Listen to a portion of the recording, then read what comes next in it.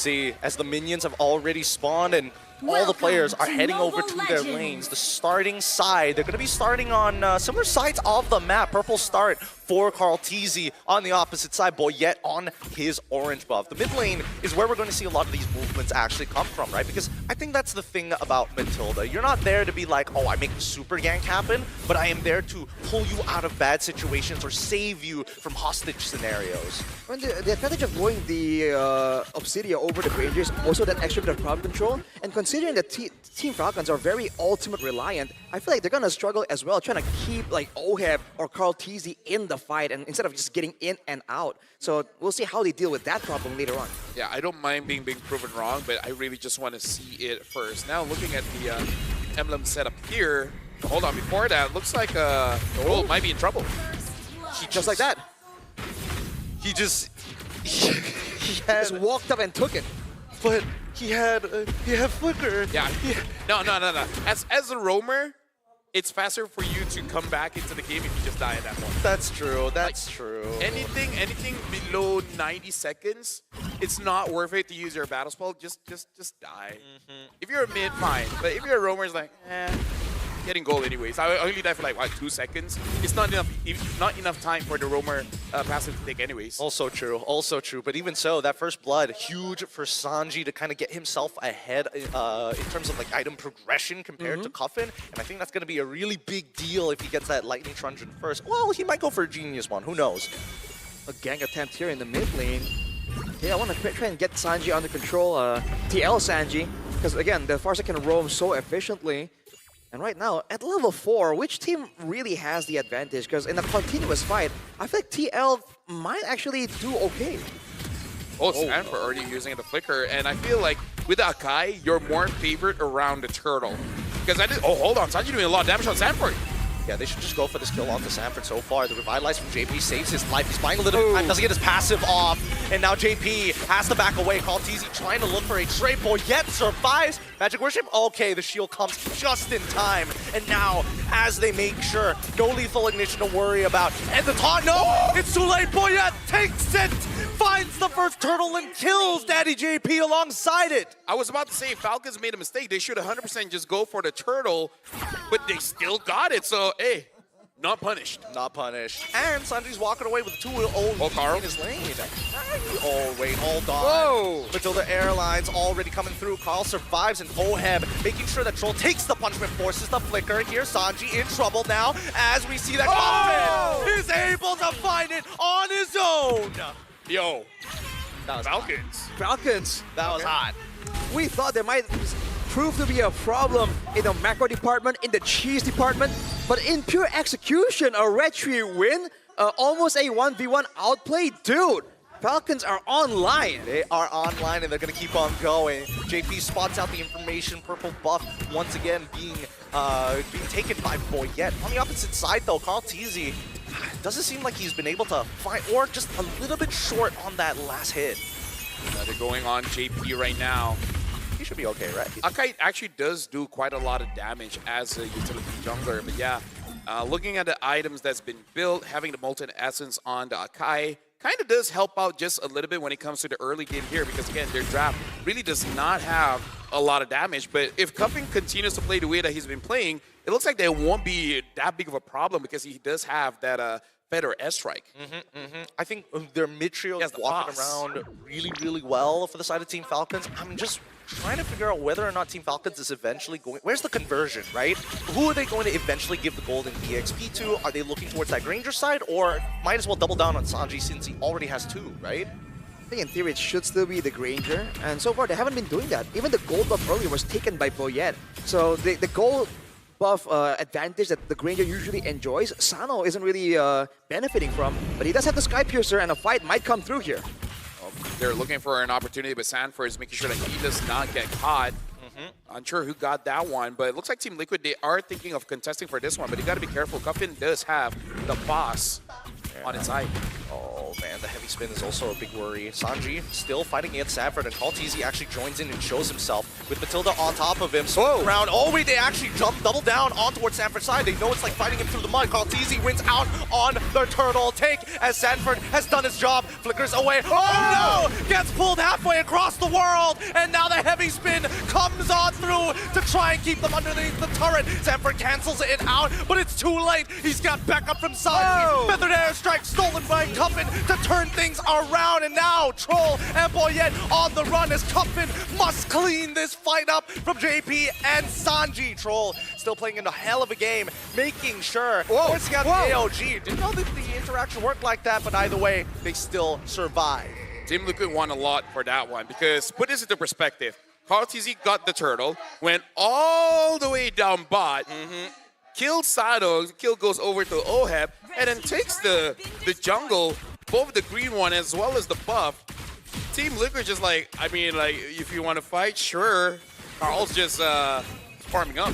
He's farming hard. And I think the best part about why Team Liquid is hold on, Feathered Airstrike already coming out to deter him, making sure that Daddy JP is going to be able to get out scot-free. He doesn't have his AOG back up yet. Yeah, and again, the scaling, I just want to see if they have enough damage, because at this point, Carl will eventually become a problem because he's farming up much faster compared to Boyette. And after this, Boyette has to be less stingy about his ult. Oh wow, again, huge damage onto him, and Boyette able to take him out with the help of a couple of ticks of the heavy spin and Troll. He doesn't mind going down, but he's already got the Flask of Oasis. If he can survive, that'd be great, but Tlph puts the banhammer on him. Nothing gets past him. But there's some moves here from Team Falcons to try and throw a curveball, to try and get something. But overall, Team Liquid, even if they don't really have the kill advantage right now, because of how efficiently they're rotating around the map and leaving fights, they don't mind seemingly losing the fight a little bit if it means they get greater benefits afterwards through farms, through rotations. And you can see the advantage 2K.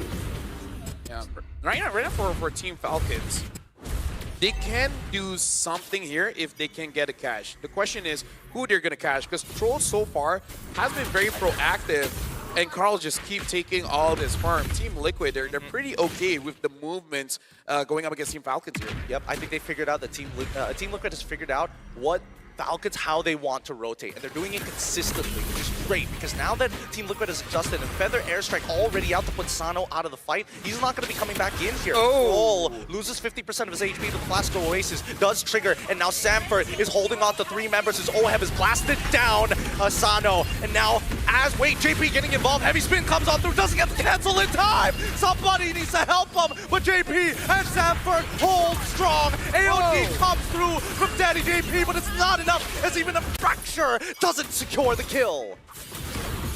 Big back and forth right there. TL with the overwhelming win, but JP, that was a very deep AOG after the fight. Oh, it's easy! Oh my god, what do you even do against that? And now Sanji in the Thunder form doesn't even get enough hits to actually get his ult off. Sanji walks away for free. Yeah, Sanji just played fair by staying inside of the terrain. And be like up over the terrain. Yeah, it's like can you hit a wall? No, you can't. Oh well, I'm good. Too bad. But yeah, I gotta say, I don't know how Sanford was able to actually get out of that one, because I saw the final moments. I don't know how he managed to get a mark on whoever was outside of the fight and able to get out of there. But that was very impressive. And then now Carl almost 2,000 ahead.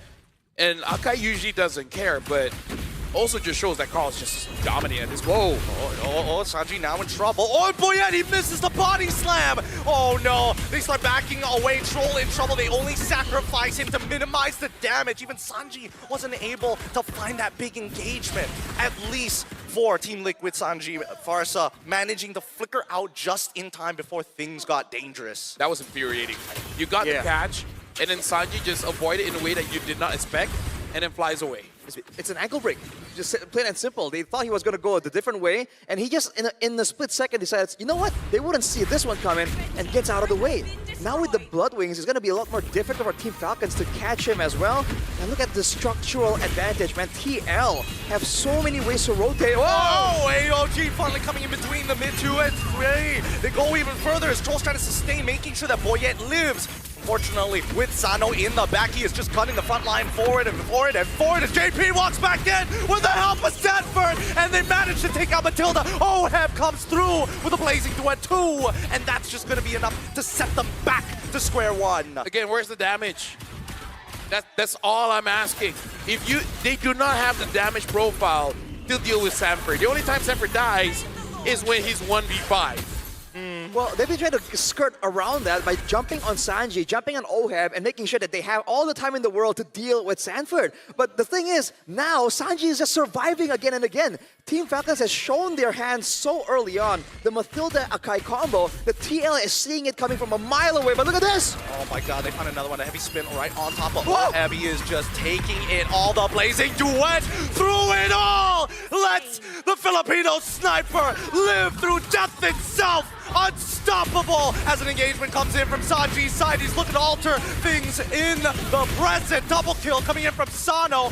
Hopefully he doesn't get reset here. They need to find another time to fight. I'm sorry for kicking a dead horse, but that's all the proof I need that they do not have enough damage. You caught the Claude. He just ults and literally stands there doing nothing. He healed up!